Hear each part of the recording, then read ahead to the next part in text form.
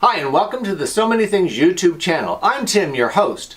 Here you get to sew with the boys, quilt with the boys, embroider with the boys, and of course, mostly have some fun, and you might learn something along the way. Stay tuned!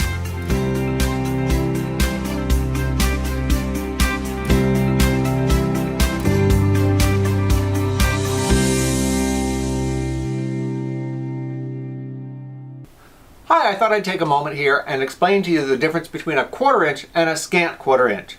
A 1/4 inch seam allowance is what's normal or what's kind of a standard for our quilting recipes. We find a quilt pattern you like and it says just sew 1/4 inch seam allowance. That's what it's talking about. That's standard 1/4 inch. You should always sew a sample with your machine and measure it to make sure that your machine is giving you that 1/4 inch seam allowance. If your 1/4 inch seam allowance isn't correct in your machine, you might need to make an adjustment how you're placing the fabric or the needle position on your fabric so that you get that 1/4 inch. Remember, if I put 6 rows together to create an 8.5 inch block and I'm off every row, I don't have an 8.5 inch block if I've cut my fabric correctly. So it's kind of critical and important that we keep our 1/4 inch seam allowance. It's even more critical when the recipe calls for a scant 1/4 inch. Now, a scant 1/4 inch is a little different measurement, and we're going to look at both of them in just a minute. So the first one is our 1/4 inch. 1/4 inch is measuring from the stitch line to the edge of the fabric. We call that our regular 1/4 inch seam allowance. A scant 1/4 inch means our stitching is going to be inside that 1/4 inch. So our 1/4 inch measurement is going to be different. This particular sample here I'm showing you has already stitched a 1/4 inch. I'm going to try and stitch us a scant 1/4 inch on the same type of fabric so we can see. If I was going to be real picky about it, and I should be because I would be taking my fabric and a measuring device and I would measure over to see where my scant 1/4 inch is going to be, and I would want to fold that up, or I can check it afterwards if I have sample to sew on. And this is just a piece of scrap, so I'm just going to use this as my sample.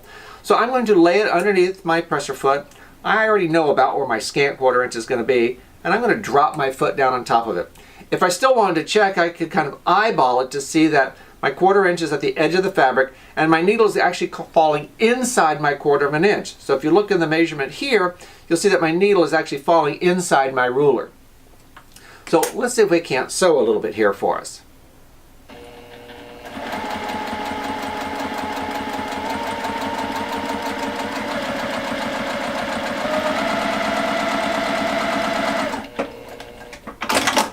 So I've sewn now what I'm hoping is a scant 1/4 inch. So now when I put my ruler on it, my stitches are inside this 1/4 inch measurement. Well, that's not really measuring the true scant 1/4 inch.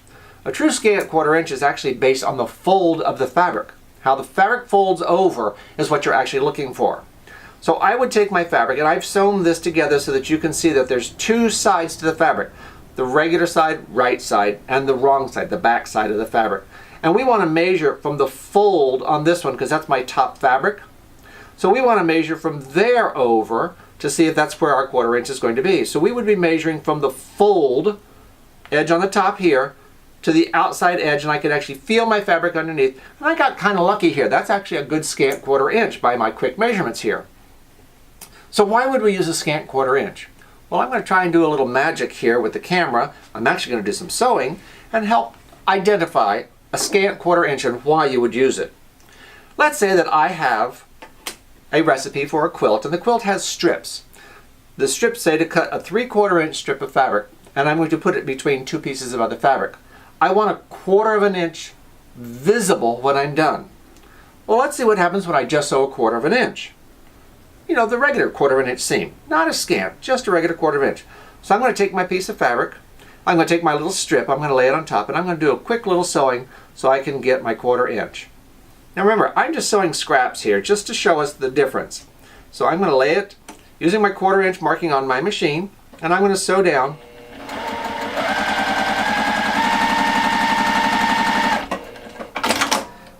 And there I've sewn my first 1/4 inch seam. If I'd like to check that, I can check that with my measurement so you can see I've got a 1/4 inch seam.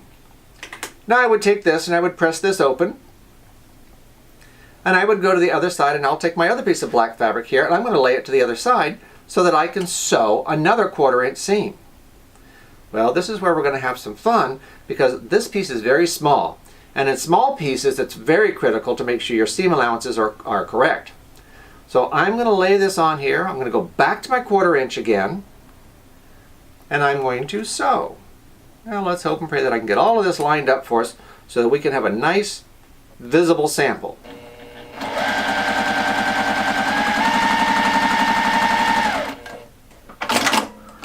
So I'm going to take this out again. I'm going to measure to see how close I am on my 1/4 inch.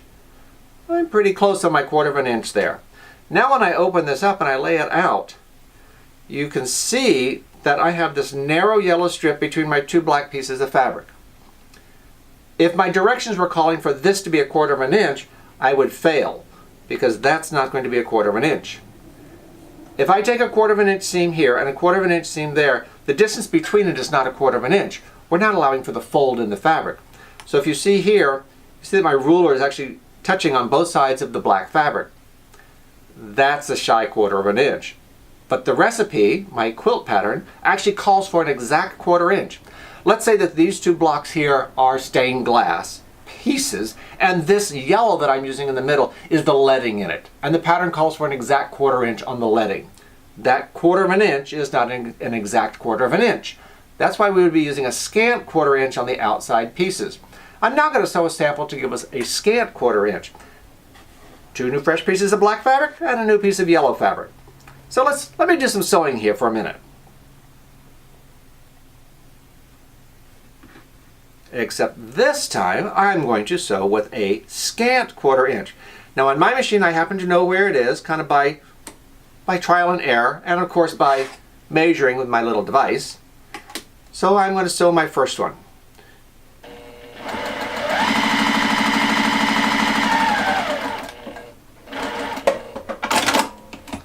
I'm going to open this up, and I'm going to sew my second one.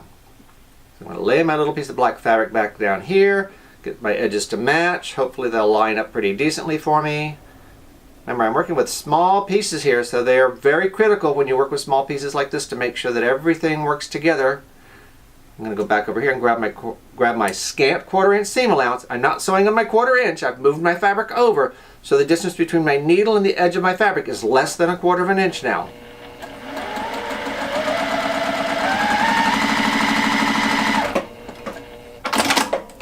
Now let's open this up. Now remember, I haven't pressed this except to run my finger over it.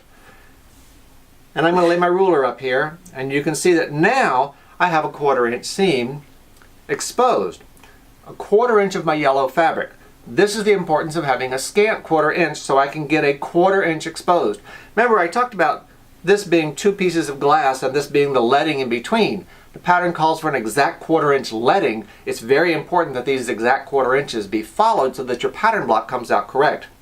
It's not just on that pattern. You'll find some patterns that have some heavy angle work in them or small pieces, triangles. They're going to tell you a scant 1/4 inch. Pay attention to that. Now you know how to do a scant 1/4 inch. Hope you enjoyed the video. Thanks for watching.